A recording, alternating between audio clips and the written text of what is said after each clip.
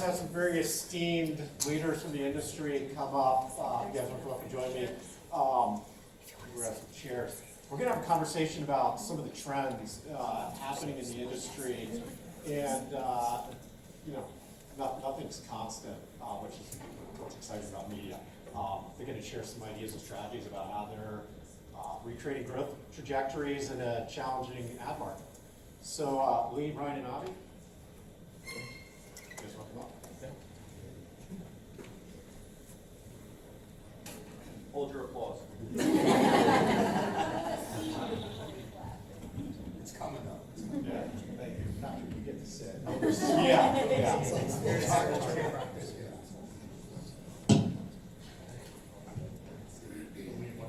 Yeah, we're going to the music stops right fine.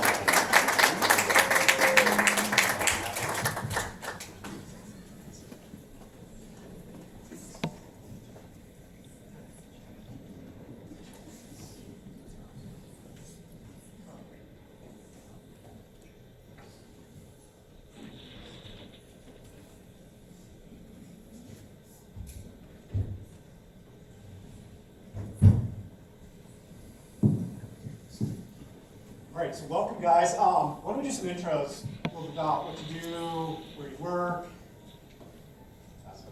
Sure. Hi, everybody. I'm Ryan Pauley. I'm the president at Vox Media. I've been with the company for over 15 years now. I oversee all of the commercial operations for the company, advertising, commerce subscriptions, as well as most of the editorial plans. Great. Hey, everyone. My name is Avi Zimak. I'm the Chief Commercial Officer of BDG Media, also Digital Group. I've not been here for 12 or 13 years. I've been here for 7 weeks, so we're figuring things out. But similarly, oversee all the commercial operations, revenue, et cetera, across the organization. Good morning, everyone. I'm Lee Brown. I'm Chief Business Officer at Pinterest. I've been there for about 4 months. Prior to that, I was a quick stint at DoorDash, where I ran all the revenue. And I spent about 7 years at Spotify building their ads business. Awesome. Welcome. Thank you guys for coming out today. If anything, change is a constant, but things feel a little different right now in the media industry.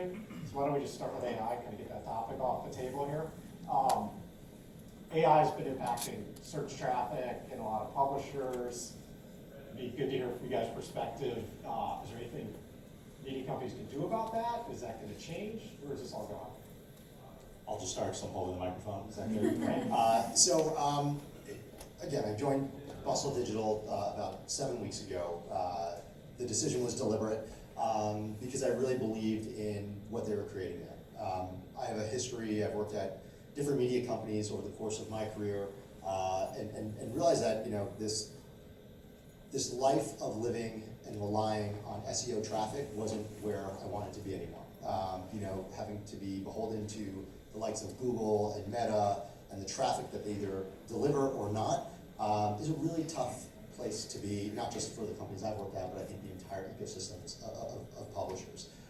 So as I look into the future, and as Bustle looks into the future, where I think they were really smart is they've pivoted their business away from that. We still have a robust online presence, but really where our focus has been is creating ecosystems around cultural moments, editorial authority, and also talent and influencers and celebrities and things of the like, and then building our business around that. We'll dive more into that in a second, but that's how we're looking at it. I'm sorry, the question on AI specifically? Yeah. So I think, how is AI impacting SEO? I think you'll have to ask the publishers who are so reliant on Google search. I mean, I think candidly, like if you look at the data, it hasn't impacted search as much as people talk about. I think we're still in the single digits in terms of traffic decline directly correlated to AI. For us, AI is a very important part of our ecosystem internally at BDG, and we're using it really everywhere, except for where it comes to content, authority, and talent. So happy to dive further into that as we go through the conversation. Yeah. The only things I'd add is that in particular, I think historically, the media companies have been pretty bad at sort of building a business model around users, and the traffic was building a business model around page views. And the companies that have built their entire business model around page views are the ones that are going to get squeezed and continue to get squeezed, and that trend's not, it's only going to accelerate. It's something that the platforms have done exceptionally well. It's like building business models that are centered around users that media companies are, I think now, out of maybe survival, getting a little more mature about. But that's where it's not, the business has always been make great stuff that people want and people find. You have to put it in places where people can find it. So this isn't a sort of all platforms are eternally bad. Platforms are necessary to reach audiences. That's where we're spending time. But if you make great stuff, put it in people where people can find it, have a business model that is centered around users as opposed to around just consumption, then you've got to, it's still gonna be fucking hard. It's still gonna be changed. Platforms are gonna come and go. But the sort of, you have a foundation that can sort of persist and be more sustainable.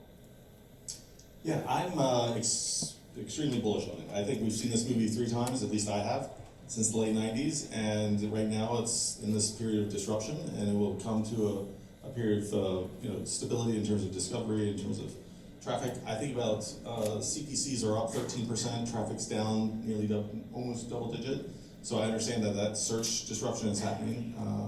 I do think that the horizontal layer of LLMs versus the vertical layers will be a massive change for us in terms of like the faster feedback loops seem to always win. So like we used to go type in google.com to search. Now I don't do that.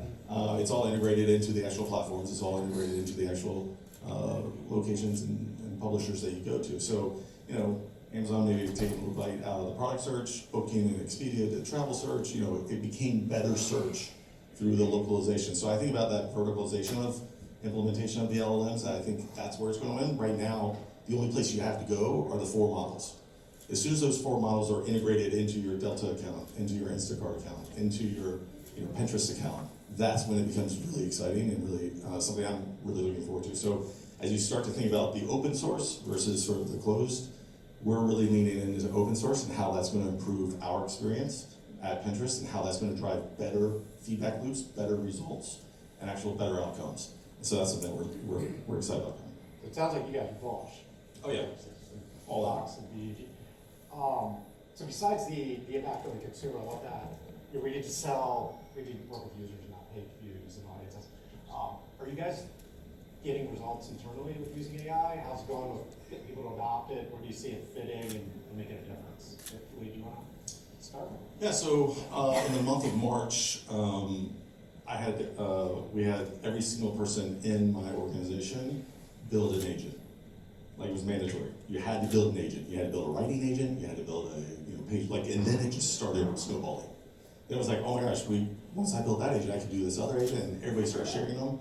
And so it's like once you dispel the notion of the fear of building an agent, then it becomes really easy and actually becomes kind of fun, and everybody starts to up level. We've hired outside people to come in and help train certain levels so that leaders don't sit in rooms and say, oh, I know AI, and then they're like, oh, I don't know anything about it, right? No, that never happens. But making sure that they have the right access, the right education, and the right opportunity to do their work better. And so people that are still leaders in our organization that are still using AI to do things faster are missing the entire point of doing things differently. And so that to me is the big behavior shift. And so you have to really start thinking about because all of us are on a level playing field, or at least we were 6 months ago in terms of your level of AI fluency. Now there's definitely differences between talent that we're recruiting, and so we make it a mandatory part of our recruiting process that there's AI projects, that there's AI aptitude tests, those kinds of things to make sure that we're bringing in talent that is leaning into this, not shying away from it. So there's a new SAT? It's like ACT, that. It exists. It's not a drug test. Just to be clear. Avi, how about over at Similarly, there's a mandate from our CEO all the way down that everyone must be using AI in a capacity that is relevant to their job function. We want to get, I think, to the place that Pinterest is, where we have not made it mandatory that you have to start building your own agents yet, but we are very much, becoming fluent on it. We've got leaders in the game. I think that's really important for any organization. If you are going to be pushing AI, you have to make sure that you have true leadership internally that's really supporting that. That's to go to. We have our own internal AI Slacks that we can go to, and it's our own agent that we've created where you can actually ask that agent questions and get things done. It really ranges cross-departmentally in terms of how much we're using these agents and how we're leveraging AI. It's absolutely an important piece of our business. It's absolutely created efficiencies for us. But again, it's that layer on top of the human element. But it has created a lot of efficiencies for us. I think it's only going to continue. Yeah, I would just add, I think certainly over the last few months, maybe 6 months or so, the question has sort of inverted the questions internally from what can you automate, what can we automate, to tell me why we can't automate it. And sort of that sort of push has sort of shifted, makes some people uncomfortable certainly, but it is a big part of it. The other piece is we're trying to sort of use the campfire analogy, where there's like a big bonfire in the middle of the group that everyone is like, sometimes you build an agent and then people get excited like, oh, I see the next 10 steps of the implications for it, but it begs the, oh, but then how did the structure's got to change, and then how did the workflow, and then we got to change the systems and all that stuff, which is very important work. And so we tend slowly to the big campfire while having a bunch of little fires. We're just yeah, that's true, but just go do the task, and then automate the task, and then automate the next task. And so the combination of long-term and sort of short-term playing with it to not just get paralyzed by what's possible and actually just. I think it's interesting. I would say it's interesting that I think it's in July is the tipping point, is what we've been told, that in July this year there should be more agentic traffic on the internet than human. There should be more agentic content on the internet than human. And that's starting in July. I mean, that's 2 months away. So if you start to think about oh, that's the whole, that's where traffic and content is sort of going onto the internet, it's just really interesting to think about how you plan a business in the future with that kind of backdrop. And there's danger in that also, right? I mean, a lot of danger. I think that's why it's so important that you do work for brands that are authentic and you have, real users. I mean, one thing I was going to say, by show of hands, who was at the Possible conference this year? I feel like the entire work with you guys. I didn't think you guys at Possible. Yeah, I was there. Yeah, I mean, it was yeah, not again. No, there was no shortage of new companies that are doing their Series A in the AI space, and it's everyone's trying to jump in and tell you exactly how to do it. It does feel like the 90s and early 2000s when data was really at the forefront, and we were all trying to figure out okay, who's got the data and what to do with it. It was was making the analogy to sex, there's everyone knows it's there and it's cool, and people are trying to tell you how to do it, but you have to kind of figure it out yourself. That's what we're in the world of AI. I know. Actually, that analogy never made it to me. We'll talk after. But that's the world we're in right now, and it does feel, even though AI has been around for a long time, is the backbone of so many different ad tech and tech companies, probably many that are sitting in this room today. This generative AI and LLMs is really the new guy in town. And I do feel like we're maybe in the bottom of the first inning as far as where AI is going. And I think it's if it's supposed to make you more productive. I don't know about you all, but I've never worked more. I've never felt more underwater. I've never felt more behind.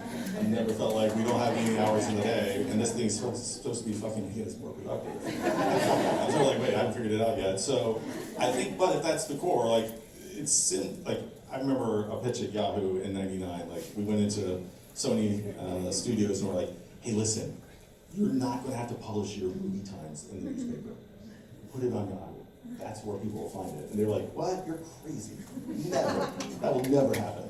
And then we went in there a couple years later, bring your trailer. Bring your trailer on. It was a massive disruption. And this has happened. This has happened. And it turned out to be much better 5, 6, 8 years later, just as the business models were established. Now, Webvan was also launched in 2000. It didn't do well. Right? Because the technology wasn't right, the bandwidth wasn't right, the devices wasn't right, the form factor wasn't right, but Instacart came along, and it does work.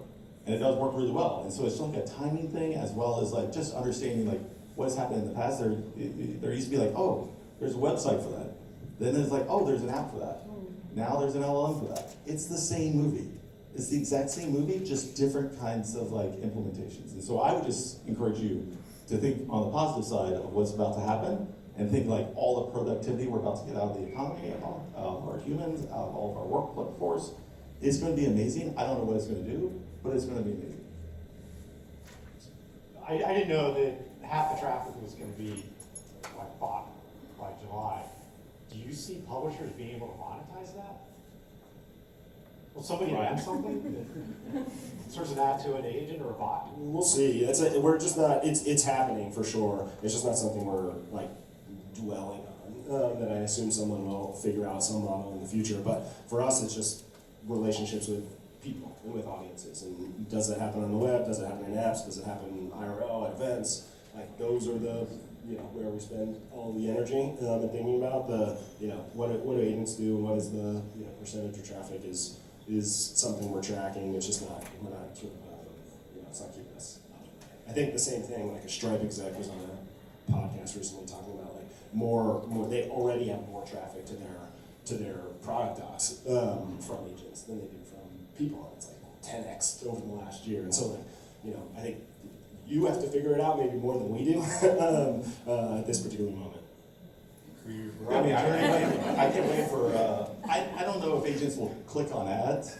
That's but I do think about like what will an agent consuming that content mean for the business, right? Does it mean better exposure, better discovery, better personalization? Does it mean it's going to suck into another LLM or into another platform? Like that to me is I think still up in the air because we don't know the value of that yet. But I'm excited about sort of understanding that model. I fully believe that in the next 3 years, an Emmy, an Oscar, and a Grammy should be or will be won by a piece of machine content. Now, I would say sooner, but there's human bias in the voting. So I think as you start to think about all this content that's showing up, I don't know about you all, but I want an epoxy floor with a river running through my kitchen. Do you all get started with that? Maybe. But it's the coolest thing. I was like, oh my God, I said to my family, no way. That's AI, Dad. I'm like, I know it's AI. It's still cool. It's still fun to look at all the bunkers or all the tree houses or all the things that you read.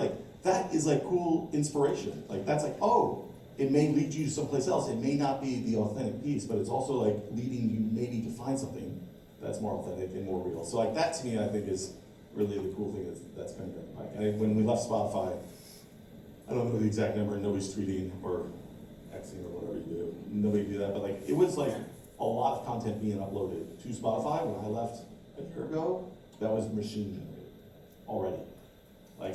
We have to do a lot, to your point, around trust and safety, making sure there's no AI slop, making sure there's no bad content being out there, and how do you make sure it's quality, and the quality is just getting better and better. The worst content is today.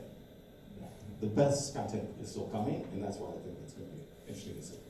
I do want, maybe this is the last thing on AI, because I feel like this is the first question and we're 30 minutes in, but we do have a slightly different, I guess, model approach to how we're viewing AI.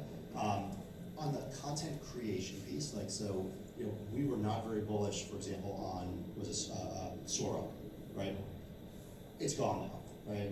We were deliberate in not partnering with it, we were deliberate in not using it, because we do feel that the actual content generation and the users, our audience, right? We would much rather have a smaller audience of real versus a larger audience of bots, and we think that the content creation with the human element is imperative to what we do. And I think as soon as you start letting that bleed into, I think that the user recognizes that pretty quickly. There's some really cool stuff out there, and I think there are media models where it makes complete sense. The way that we're using AI, for example, I mentioned that we're creating these ecosystems, right, where we're attaching brand influencers to IRL events around these cultural moments. We know that we've got large swaths of audience that are coming in, right? We've got hundreds of thousands of people that want to come to our events, for example. We're leveraging AI, so we're getting first-party user data, right, on the data front. We're now leveraging AI to really mine that data, so we understand exactly who these users are. So when we work with a brand, the brand comes to us and says, hey, we want to be attached to X, Y, or Z influencer that has the following demographics or followings or whatever, the AI is actually creating cohorts inside our own database. So we can say, okay, here's the cohort of influencers that makes sense for you to partner with. And we're doing things, it's incredible. AI is figuring out, okay, of the social platforms that this influencer's on, whether it's across Instagram or TikTok or other, Facebook, etc., we know what their following is on each. We know if they have a spike on one versus the other, which may or may not lead to, is it real traffic versus not? We understand through AI what those spikes, those peaks and valleys are, to understand, are they buying their followers or not? So AI is incredible in that sense. That would take a human hours and hours, days and weeks to figure out. AI can do it in minutes. So it is incredibly efficient, used in the right way, but again, I do feel like we're still on that first layer. Yeah, it's very early. All right, let's move on to a different topic. The reason why you guys are here is I think all three of your businesses, you're actually doing some really creative, innovative things to be on a growth trajectory. Before we get in, like Ryan and I were talking a couple months ago, and he was telling me about some of the changes making their business to offset some search decline, which I'd love to share. You guys, I've been impressed with $100 million plus business, profitable. I went to their Coachella Nylon event. If you ever get a chance to go, it's unbelievable. It was super fun, and it makes me want to not be an AI. My kids never respected what I did. I have 3 teenage daughters, and now they're like, how come you get to go to Coachella? I'm like, real life matters. And Lee, I mean, you guys just bought TV Scientific and like bringing TV commercials off Pinterest, like super interesting stuff. So I'd love for each of you guys to like take 2-3 minutes and say, share with the audience about how you're finding a way forward in finding revenue growth, whether it's diversifying formats or whatever strategy. So if you want to kick us off here. Yeah, I'll give a couple of examples from inside Box Media. One is we built the podcast business to be a huge business with a ton of shows and a huge audience, and certainly as people migrate to platforms and consume more on platforms and want to connect with sort of individual talent, sort of in the same creator vein, we see a ton of audience growth on the podcast side of the business, and I would say generally the advertising model is still very underinvested in podcasts relative to influence and where the audience and where time spent. We use the Mary Meeker chart of time spent and ad investment. There's still a big gap on the podcast side. So that's one. The second is we've got a diverse portfolio of brands inside of Fox Media, and so one of our brands, SB Nation, which is the first, which is sports communities, which is the first brand that the company originally was founded on, is a deep community around sports teams. And we have people who visit 25, 30 times a day to check in on what's the latest news or what's the latest transaction or who's hurt tonight, that sort of thing. And we made some product updates last year where we made it sort of easier for users to contribute content, not just in comments, but make their own sort of posts. We gave more visibility to those posts. We sort of boost good content that comes from users, not just from the editorial staff. And we've seen it's like a hockey stick curve on everything from logged in users, consumption per user, comments and contributions. Each of the last 4 months, we've hit the highest month of user contributed content that we've ever hit, and sort of keep eclipsing the same mark. And so that combination of community and authenticity is sort of where we see some of the growth and success. Yeah, for us, it's a little bit of what I was talking about. We made a deliberate decision, 3 years ago, that web wasn't really our core focus. We still have a strong web presence through our properties. We're very proud of the various assets that we have, but it's really about these in real life moments and really surrounding these cultural moments. Coachella, Formula One, Ultra Music Festival, New York Fashion Week, right? This is where we show up, whether it's with our nylon brand, W Magazine, which, yes, magazines still actually exist, and they're having a moment right now. If you survive, they're thriving. I know the same thing with New York Magazine. We actually just launched a spin-off of W called W Youth, which is a brainchild of Sarah Lopez, our editor-in-chief, and Sophia Coppola, so be on the lookout. And then obviously Nylon, where we do have these Nylon houses, Nylon nights. We actually represent the media entity under Rachel Zoe, who's having a moment herself and watches Bravo. She is like the Real Housewife of Beverly Hills who's having her moment.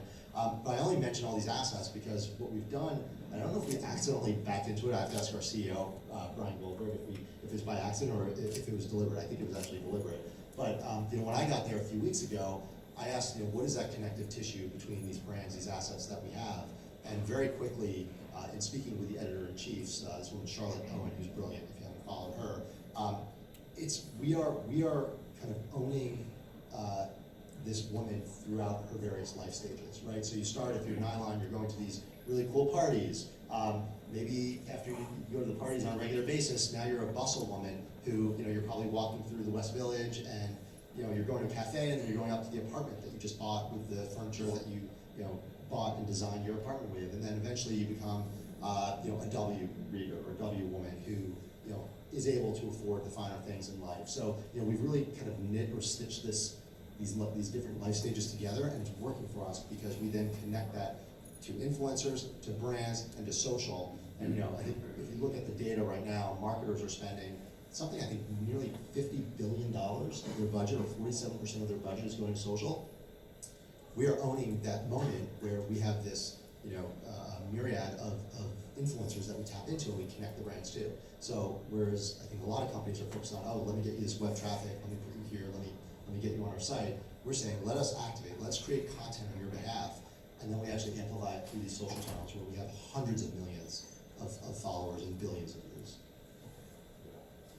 I guess for us, we've done a few things on the product side that have helped drive growth, like visual search and all, taking our audience offline through TV Scientific and bringing more outcome-based buying to connected TV with Pinterest data overlaid on top of it. So we have really rich intent data. We serve 96% of our searches are unbranded. So it's not like I'm coming there to buy Nike size 12 Air Max. I'm going to be like retro sneakers. So it's like before you made a decision on a brand. And so brands really love that sort of intent part of our platform. So that visual search, as well as our audience extension, has been a great driver of growth for us. But I think the single thing that we've done, the biggest thing we've done, is we've shifted and really directed the narrative towards being a positive environment on the internet. Like we've tuned our model for positivity, meaning like we're not tuning for engagement, we're not tuning for like cat videos, we're tuning for like instructional videos, we're tuning for like how-to videos, we're tuning for like very positive, like we just launched our first brand campaign this year that was around the best thing you can find online is what to do offline. And so like we're really tuning for that positivity, and like we were the first to shut off our app for under 16 during the school day. Like you couldn't access it. Like so when all the governments are coming after like social media being like, hey, you guys are bad. Like we weren't on the list at all because we'd already done all the things and more than what they're requiring. So like for us, it's and in doing so, we're proving that a positive business model can yield a profitable business model. And so like for us, it's attracted so many Gen Z. And so like Gen Z is flocking to us because of the positivity, because they're not like being, their mental health is something that we put forefront of all the decisions we're making. And so that for us has been a massive driver. So we have 630 million monthly users, half of them are Gen Z. And it's the fastest growing segment that we have on our platform. So like that for us has been a real boost to our business. We should partner, by the way. We should talk after. There'll be something here. Yeah, that's why I don't come to these things. I'm not even in the audience. I'm on stage with you. We see more and more publishers going to the social platforms like Pinterest. We have some retail media friends in the room today who a lot of them do a lot of audience extension on Pinterest. A lot of you guys are doing it.